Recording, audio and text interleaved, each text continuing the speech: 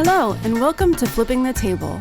In today's episode, Michael speaks with Jacob Katz, the senior scientist for California Trout, who is working with the California rice industry to bring back California's largest run of native salmon. It is a heartening story of how farmers and conservationists can solve a major environmental challenge, and it points to a brighter future in which hundreds of California's sushi rice farmers and millions of native salmon can all thrive. Enjoy the show. I love sushi. In fact, nigiri style is my favorite.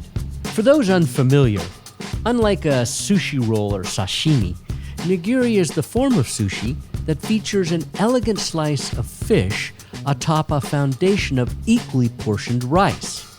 The Nigiri Project is a fitting name for an effort by the very effective environmental game fishing nonprofit California Trout and the California rice industry. The project is designed to support the recovery of the historically largest run of native salmon in the Golden State, which is found in the Sacramento River. In short, the Nigiri Project is about nurturing baby salmon on flooded rice fields, which, until 12 years ago, was not a concept known to fishermen or rice farmers. Thanks to good science and flexible farmers, one of the most hopeful environmental stories ever told is becoming a reality. For Flipping the Table, the year 2023 is all about how to scale up solutions to the food system challenges of our time.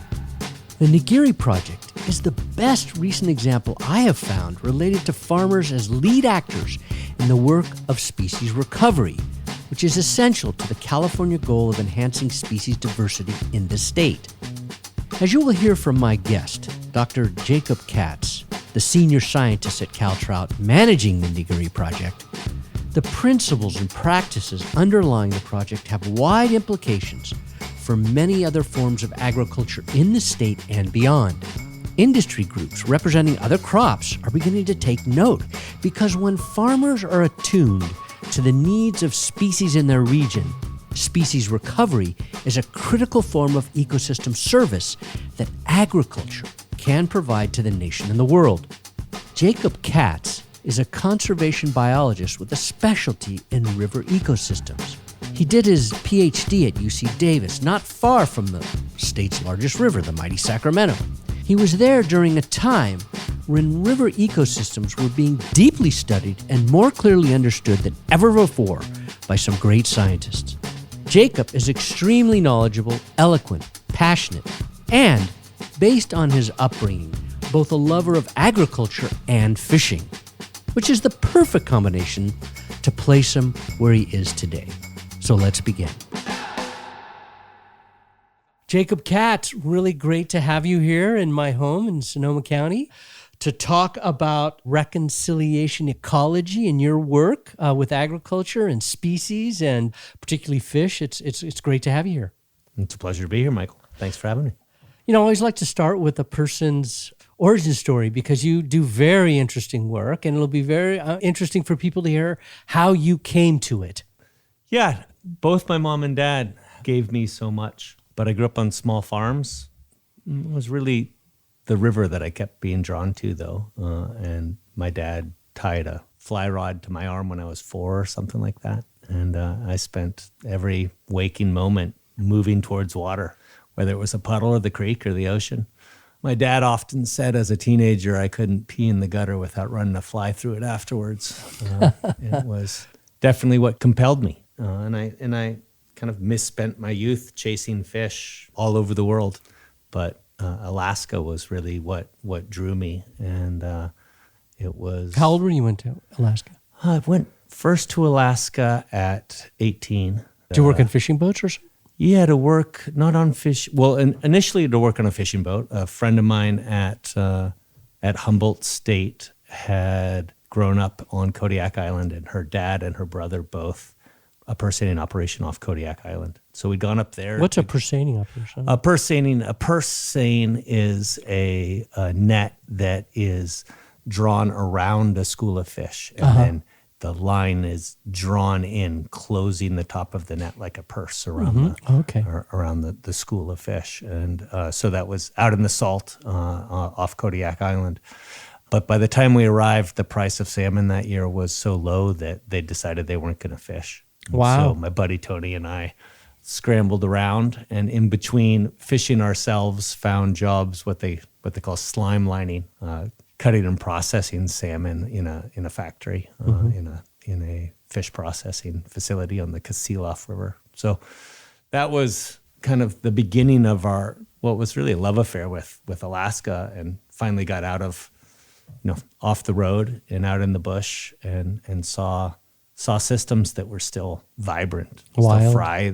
Not just wild, but abundant, right? It was really that abundance to see 5 different species of salmon in the same stream within a week, to see the cairns of salmon carcasses that a single bear would make as it went picking them up and eating just the brain, because that's where the energy was, and then popping the next one and just throwing them in these piles, to see the bald eagles like seagulls on the beach, to just really to see a system that still worked, that functioned, and yet to see a familiar landscape as well. That the watersheds of my home here in the lower Russian River on the coast of Sonoma County were not that different, it felt to me. There was just a couple things changed, and they were small things: driveways, culverts, the forests having been cut in such a way that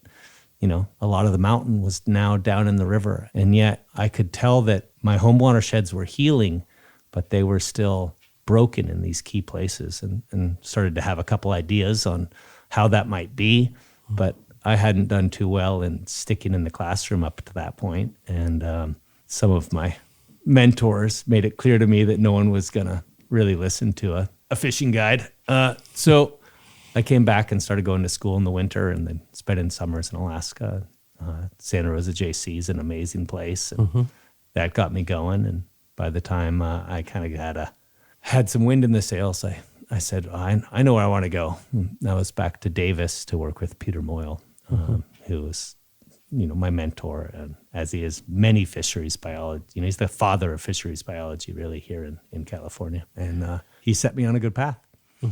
So what we're going to really talk about is the salmon restoration work that you have done. What we're going to start with anyways, the salmon restoration work that you have done with the rice industry in California. Rice, just to give people, and you mentioned this when I saw you speak at EcoFarm recently, the rice industry has been kind of on the cutting edge in terms of responding to environmental needs by quitting burning many years ago, 20, 25 years ago, to clear air, and then running their operations in a way that allowed the flyways to come back, the millions of birds that move between South America and Alaska and the North Pole.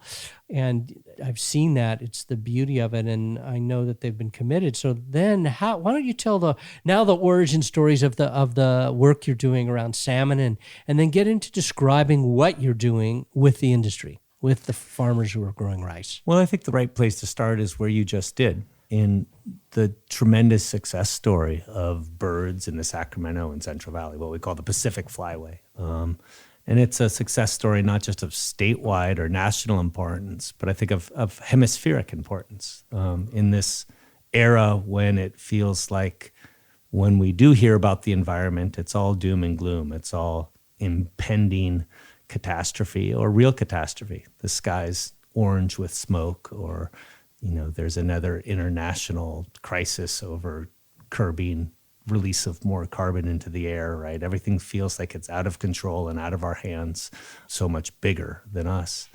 And yet, right here in the Sacramento Valley, there's this story of incredible abundance, of recovery, of taking action in our own landscape, the landscape in which we live, our home, and having it have a reverberating effect. And what do I mean? I mean, ducks and geese, small little sandpiper-like shorebirds, all once really depended on the floods and the myriad of different kinds of wetland habitat that would have occurred every winter in the Great Central Valley of California. And in the development of California, those wetlands were drained, the rivers were levied, and ducks and geese that had for millennia looked down beneath their wings and seen this lush, fertile, abundant marshland, saw row crop fields, orchards that were kept dry in winter, more or less, maybe some rainwater puddles here and there. Rice is grown in the Sacramento Valley, 500,000 acres of it, and rice is grown in puddles, but it's grown in summer, and those same fields that had once been marshes, in the rice is grown in the rich clay-like soils of the former marsh. Those soils aren't great for tomatoes, they're not great for trees, but they're perfect for rice. So that 500,000 acres of rice, even though it was wet in summer, was managed in such a way that in winter it tended to be dry. And after rice fields were harvested in the fall, they tended to be burned. And that was a major issue. I grew up in Davis, where my parents had started an agricultural and horticultural bookstore when I was a kid. And every summer, every fall, the air just was horrid. Terrible, I remember. It was just black. Yeah, I grew up in San Jose, and it would even flow down Yeah, there. it would flow all down, absolutely. Yeah, that dark summer fog. Well, there was, an epidemic of asthma in the state capital, in the metropolitan area around Sac. And in 1991, the state legislature passed the Rice Residue Burning Control Act. They said you can't burn anymore.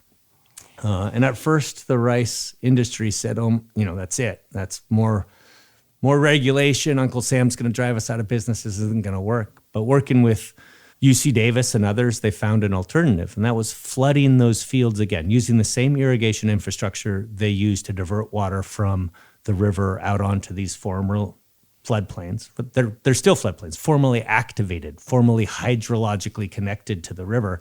Now that water passed through these irrigation and drainage ditches, but brought that water out onto the fields in winter, and the water was basically full of magic. What happened was microbes, bacteria, fungi would break down the rice straw, especially the silica within the rice straw, and that allowed the farmer the next spring to work up that field, to plow that field up and get nice, even ground instead of big adobe clods that happen when it was drained. That rice straw was left. And what that meant was those ducks and geese that for 100, 125, 150 years had been flying over the valley and looking down on dry fields. Suddenly, the Pacific Flyway bloomed beneath their wings again. They looked down and, that's not a natural wetland, but it was enough of a marsh for the ducks, for the geese, for the shorebirds to settle in on the shallow edges. And you got this amazing population level explosion of these migratory birds. And how important is this? Well, you may have heard, a couple years ago now, Audubon did a 50-year study looking at bird populations throughout the entire Northern America, throughout the whole continent. And they found billions of birds less than there were in the 50s. Yeah, I remember it, 2 or 3 billion. It's incredible. 3 billion, I think, was the number, something around those lines. And that was across basically all different kinds of birds. But there was one bright spot, and that was waterfowl. And that was largely due to efforts like this, efforts driven by conservationists and working with agricultural associations to, on working lands, create marsh-like habitat that these fish could really recognize. Fish, I always do that. The feathered fish that birds would recognize. And so the Sacramento rice industry really took to heart their ability to manage their fields as habitat, as a wild place in winter, in the non-growing season for these migratory birds. And we saw just a resounding success. And my work really is all based on kind of riding the tail feathers of that fantastic collaborative landscape scale work on working agricultural lands, to realize that, salmon don't have wings. They can't get over those levees and out to those fields. But those landscapes can be managed in such a way that they still produce food for people in summer.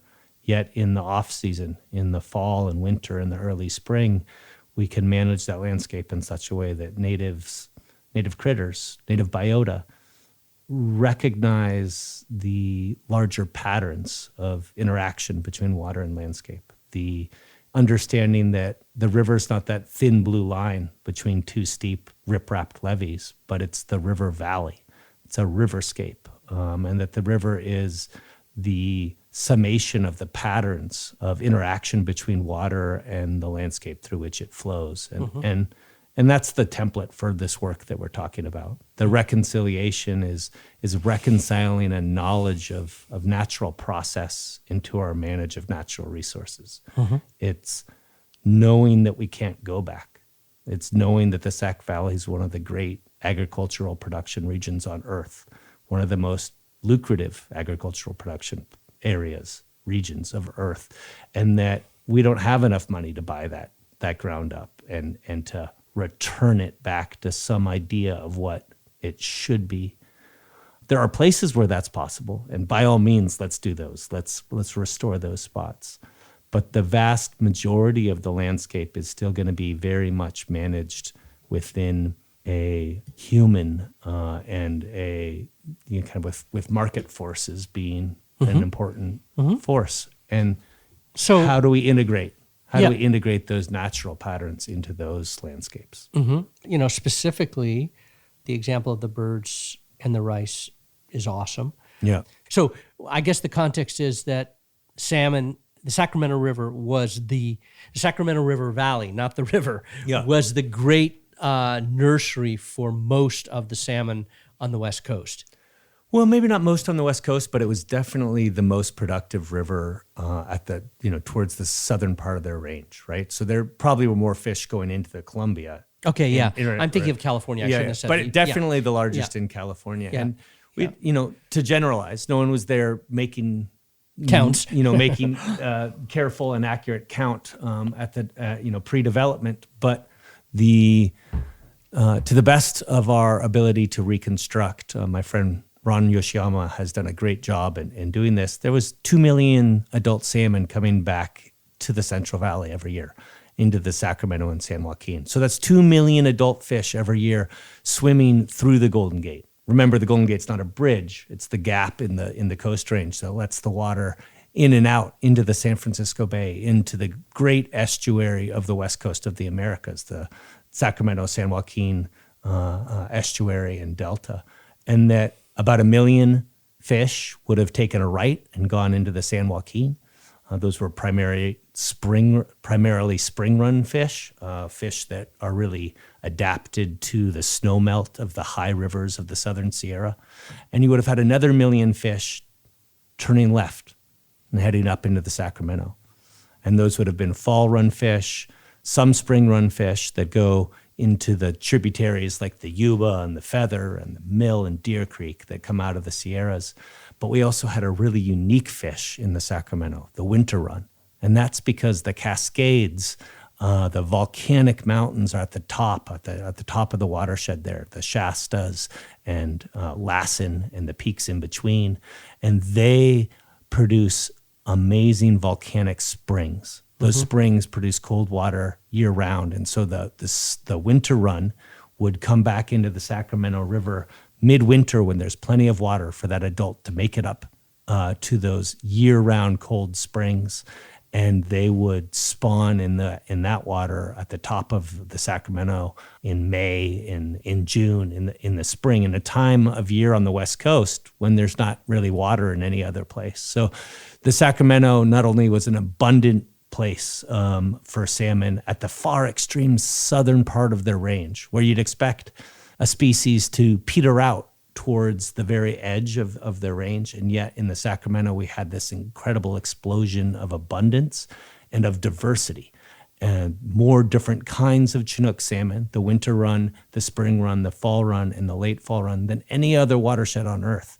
And that is due to this incredible variety, the diversity of interaction between water and landscape, snow, rain, and spring-fed streams, all creating their own unique set of biophysical conditions that would allow those specific populations of salmon to diverge, to become this amazing reflection of the watershed itself. We hope you are enjoying the conversation. If you are, please rate our podcast and offer a review. Your voice will help us grow our listener base, which helps us sustain the funding to share these conversations with the people and organizations shaping a more just and regenerative future. A future in which the food and farm businesses are helping to solve the largest challenges of our time.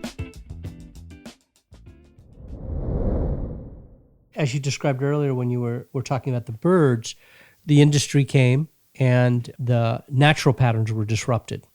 Absolutely. For a long time, for 100 years. Yeah.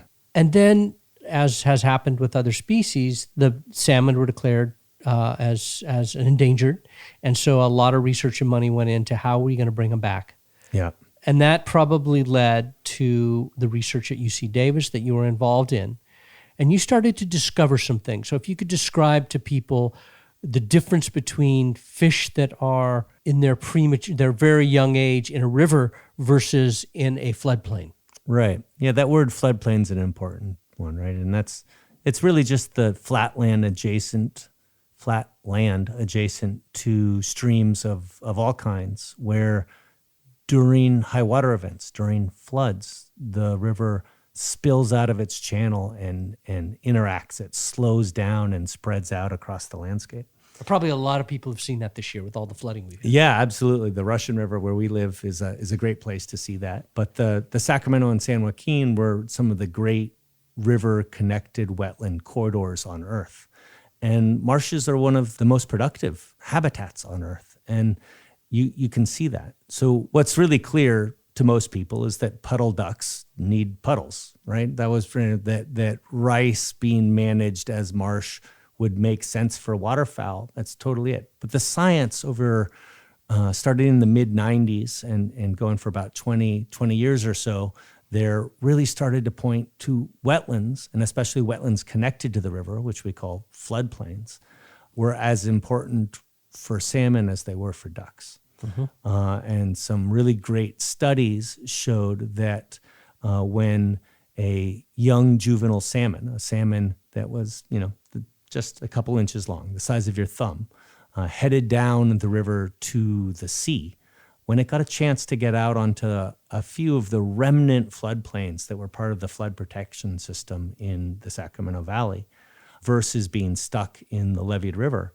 those ones that got out on the floodplain grew faster and were bigger by the time they made it through the delta and hit the salt. Robust. They were more robust. And it was Ted Summers' work started in the winter of 97, 98, and then he did it again in the next year when he actually put hundreds of thousands of fish both in the river and released into the Yolo bypass floodplain. Which is, for people, if you've ever driven to Sacramento from San Francisco, you pass over this big area that right now is flooded as hell. I just drove over the other day because we've had these huge rains this year, and it's a beautiful floodplain. You see water everywhere and tons and thousands of ducks. Right. So on Highway 80 between Davis and Sacramento, you go over the causeway, and often people see all that water under there. They don't know what exactly it is.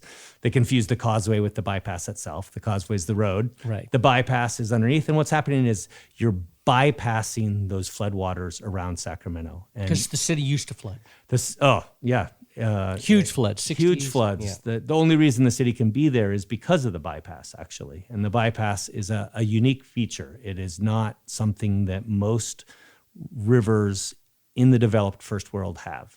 Most of them have been walled off. They've been levied and really successfully. Yeah, absolutely. Almost every major stream in Europe, and the same in North America. But we get too much water in the Sacramento Valley. We have these wonderful names now, right?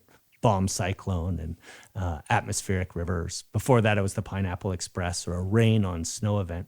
But the simple physics, the simple geography and weather of the situation is this, that the clouds come off the Pacific pregnant with water.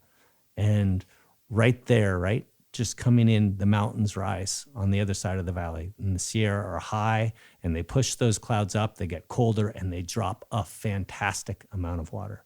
Much more water per unit area than anywhere else in North America, much more than the Mississippi or anything like that. And what that means is, as much as the Army Corps of Engineers wanted to, they couldn't build the walls high enough to keep the river. Thank God. Yeah, it's shackled. And that became clear that they had plans to do so in the first decades of the 20th century. But it rained. I might not have these exactly right. I think it was 1907, 1911, maybe one in 1903 too.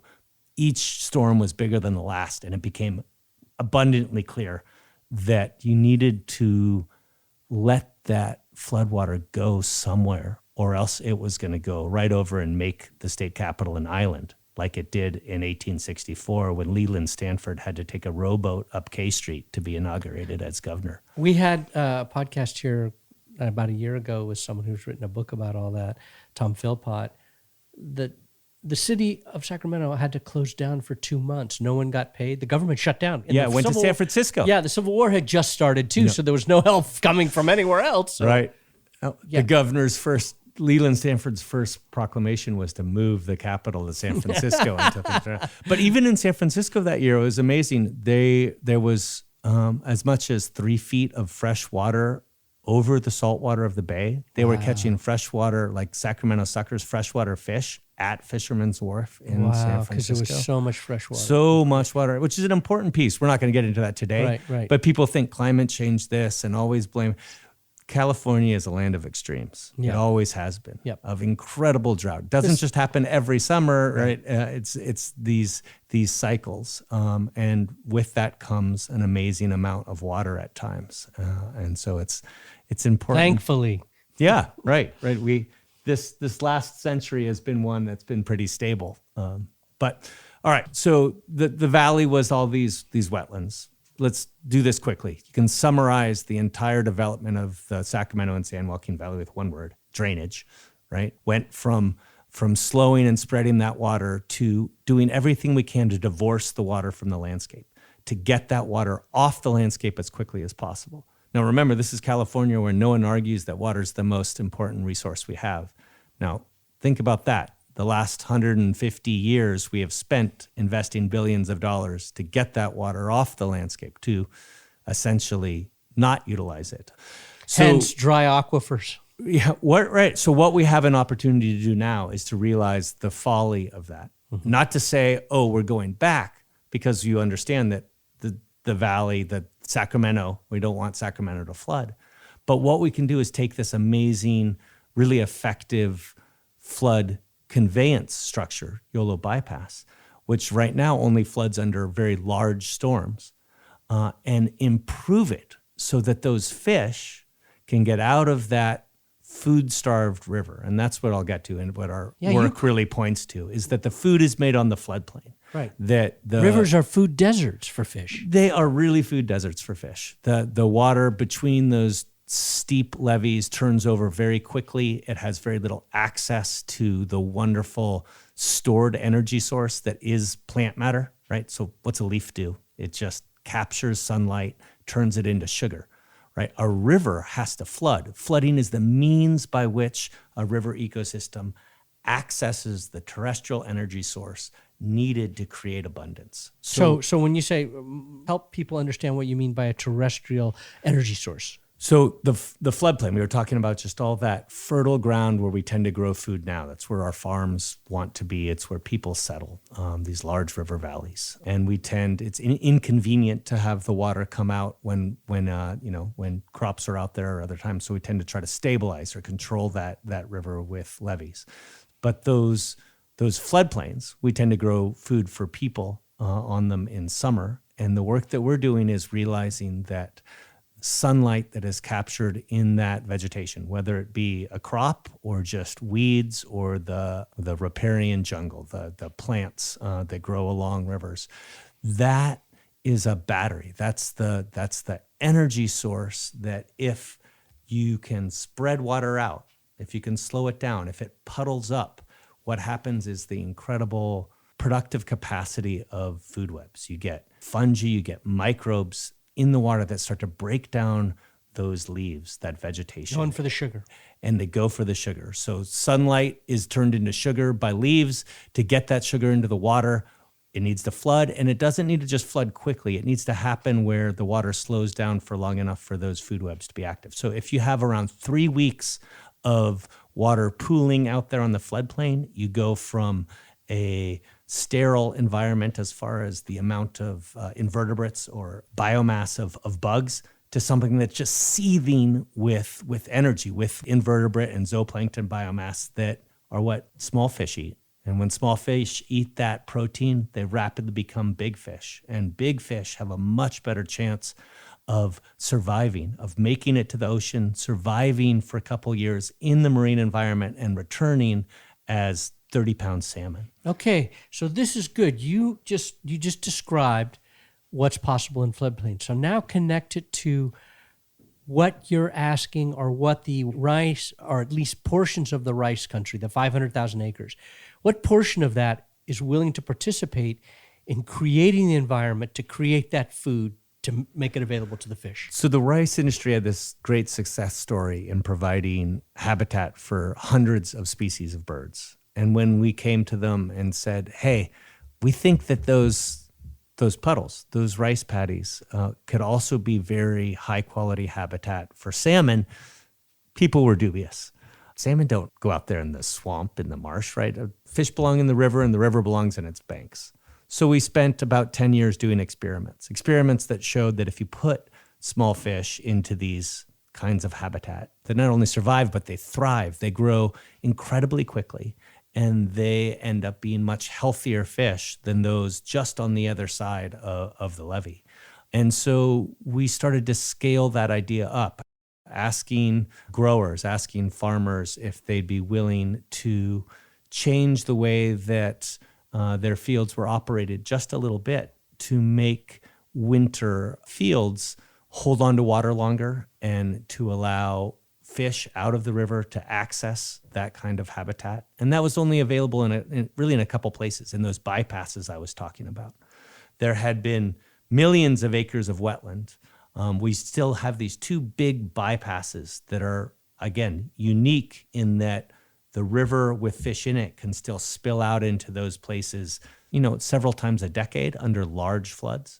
But we had ideas about how we might create levee 2.0, put gates in those levees that allow the fish to get out with smaller flood pulses, so that in smaller storms that happen every year, even during droughts, you could allow fish to get out into these really high quality habitats. And we could start to manage those habitats so that they don't drain rapidly, but instead you're holding on to just shallow water to mimic that marsh-like environment, and that the fish would respond to that. And so we've been documenting how that works in ever-expanding experiments. And this last year, we're working with growers on over 70,000 acres. Jesus. A lot of that's rice, but much of that's also managed wetlands that are duck clubs managed for creating habitat for ducks for duck hunting or wildlife refuges. So is Cal Trout now working with the duck industry? Cal Trout has, we've really partnered with everybody we can. So with the actual growers and the industries that supply those growers. So the Northern California Water Association, or with the reclamation districts like Reclamation District 108 or Sutter Mutual. These are the folks that really manage the infrastructure, manage the landscape, that understand how water flows and understands what's possible on the landscape more than any other. And once we were able to come to a common understanding about what was possible and what we were trying to do, which was not go back, but rather integrate a knowledge of nature into our management of it in a way that would allow a similar explosion of natural productivity that we'd already witnessed with birds, but to duplicate that with our native fish, we found that there was a convergence of objectives and understanding, that more fish made sense to everybody. Yeah. Well, it's another positive story for agriculture, particularly for rice, and it's also good for the ecosystem. Fish are an important species in the system. And so when you envision how big this could get, the scale you don't need all 500,000 acres, right, to do this. You just need enough of a nursery, so to speak. If you're prognosticating the next 10 years, are we going to see a robust recovery of salmon in the Sacramento River? I believe so. I really do. I believe it's possible. And I believe that the reason we haven't seen it is because we haven't invested at a scale necessary to see it. That we can't expect population level recovery when our efforts to date have been postage stamps on the landscape. That the landscape itself, the physical world, the rivers that fish swim through have to be improved and altered if we're to expect that population level recovery. We saw it with birds. We saw what it took. It wasn't thousands or tens of thousands, but it was hundreds of thousands of acres. So you're at 70,000 acres now. We're at 70,000 acres. What acres do you think you need to get to this recovery? Well, we have two different approaches here. And it comes down to the levees and the divorcing of the stream channel from the landscape.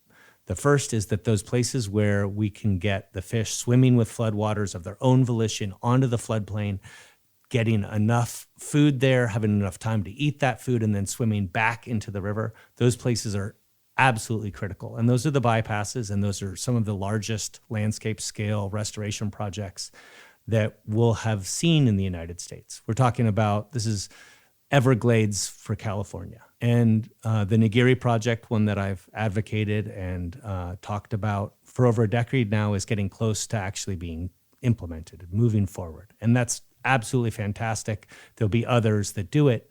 But within that bypass footprint, we have to realize that's still just a small percentage of what was formerly active floodplain. And that's to say that most of the floodplain is still on the other side of levees.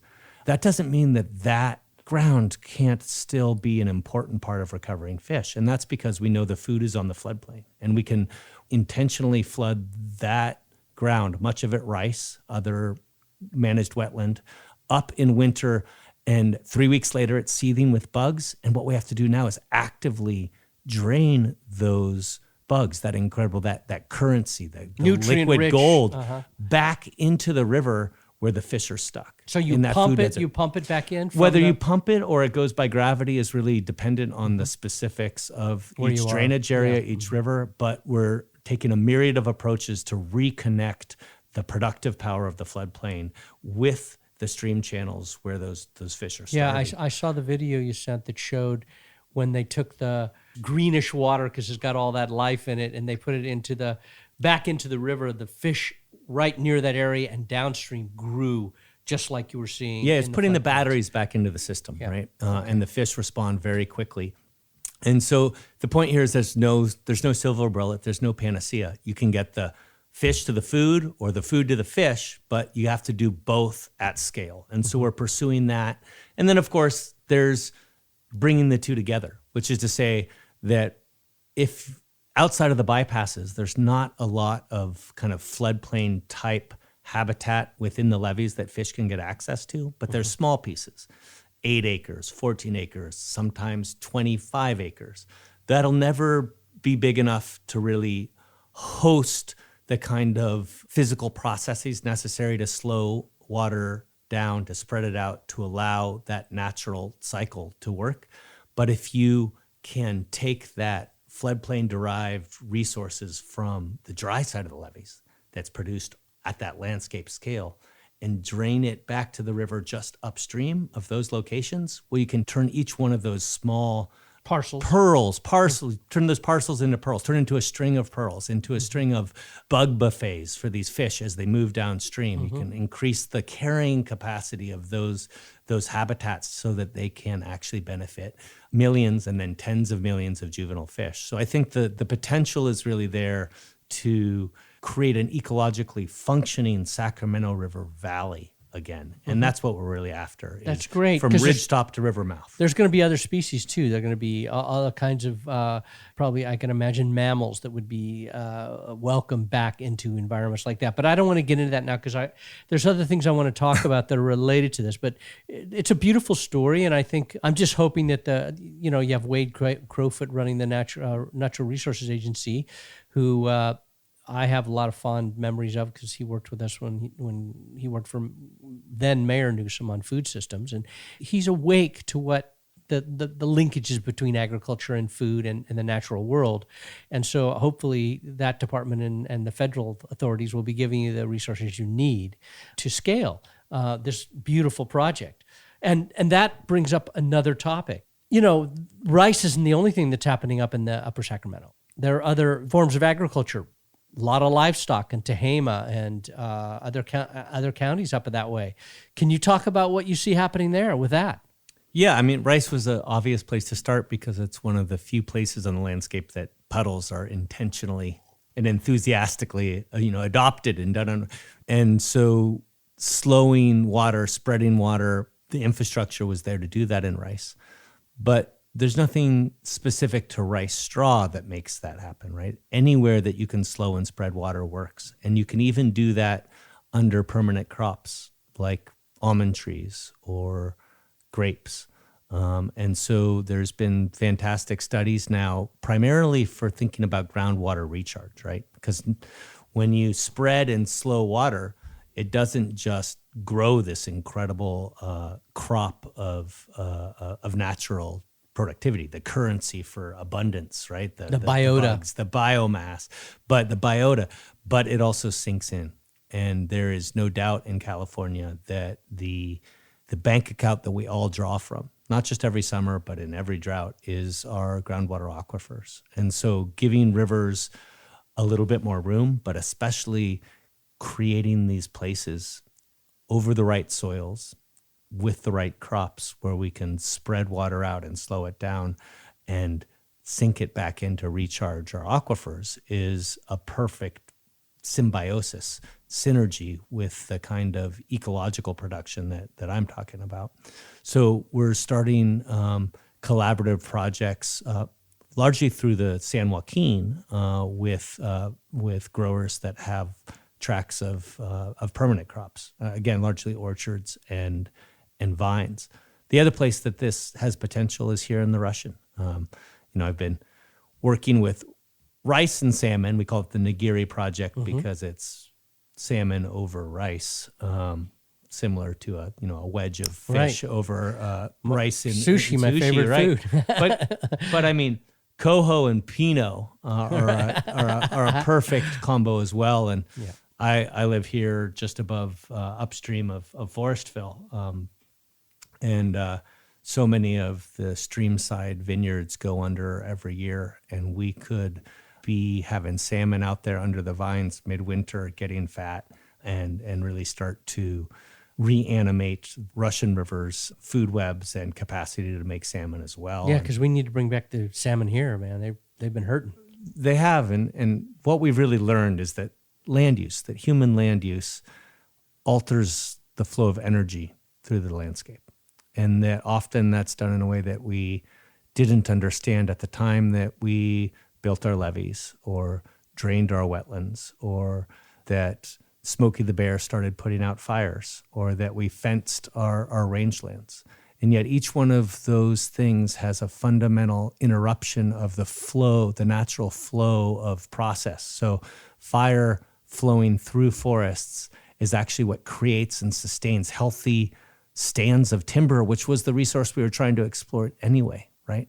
And we get it. It's completely intuitive that putting out a fire would be saving the forest. We didn't understand that the exact opposite was actually true. The flow of animals across grasslands is the means by which you create the system that allows not just carbon to flow into the soil in the form of that grass and in its roots, but also allows water to move in, right? So the interrupting the flow of grazing across grasslands has really monumental effects. Creates deserts. It creates deserts, but it also is much less productive, much less profitable than if you actually understand how energy flows in that system, and you can make more grass, you can make more beef, you can make more profit. Our dams intercept the very sediment that's necessary to feed the coastal estuaries and beach strand that is the best and most cost-effective defense against a rising sea in direct result of a changing climate. All of these things are really the same story. I wouldn't say similar. It's the same story as the one I'm telling here. We were talking about understanding the patterns of water through our landscape. Well, interrupting those patterns has unintended consequences, just like interrupting the flow of fire had unintended consequences, interrupting the flow of grazers, unintended consequences. So how do we do that? How do we reconcile not just a 21st century scientific and ecological understanding of how landscapes work into our management of them, but also how do we integrate this idea of relationship? Yeah, I was going to say, it reminds me, our conversation is reminding me of a couple of things. Wendell Berry always talks about relationship, the disruption of relationships that's happened in the modern industrial agricultural system. Yeah. What you're describing it gives me great hope, because what it says to me is that we can learn to produce food, large amounts of food, yes, enough for the farmer to be profitable, in ways that also work in accord with natural flows of energy. Yes. The systems that need to be in place for all the species to thrive. Yes. In order to keep that dynamic that's needed in nature. I mean, everything has to flow, and there's pulses, and then there's dry periods. There's all kinds of things. But evolution adapted and created a very resilient system over time, and we just messed it up because we didn't understand. But we are beginning to understand. You are demonstrating it. Yeah. It's happening in many different ways.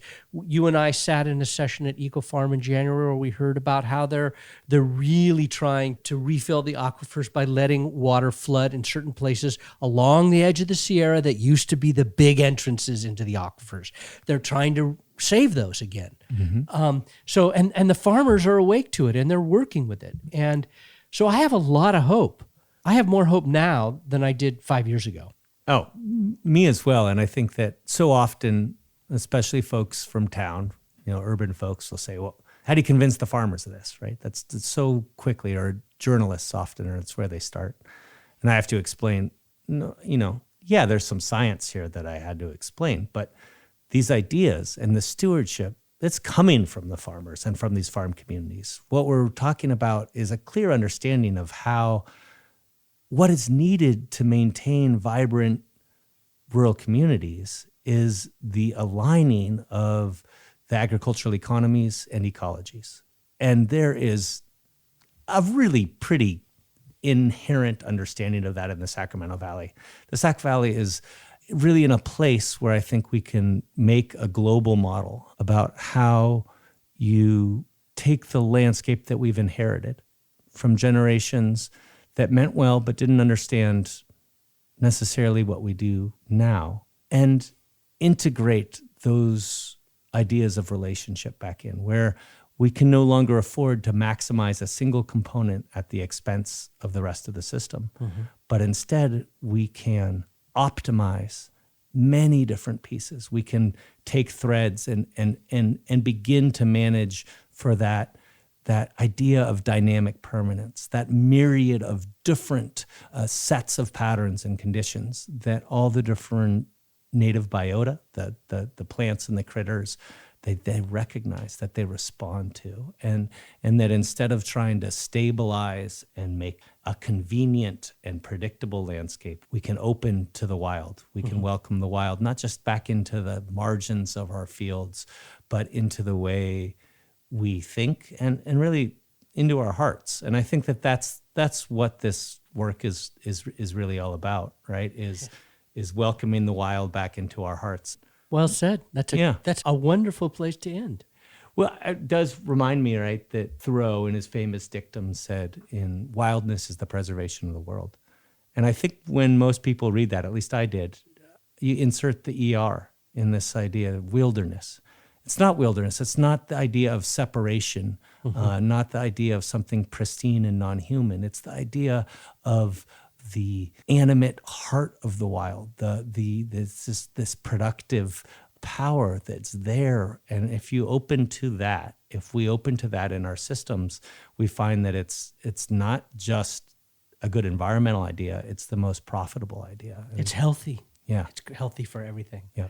So thank you, Jacob. This has been a great conversation. Keep up the great work, and we'll check in again in a couple of years and hear what you're doing next. Well, thanks for the work you too. All right. Take care. Thank you for listening, and thank you to our sponsors, the Ladybug Foundation, Dan and Quincy Imhoff, Beth and Mark Wyatt, Cindy Daniel, and Doug Lipton. Roots of Change is a program of the Public Health Institute.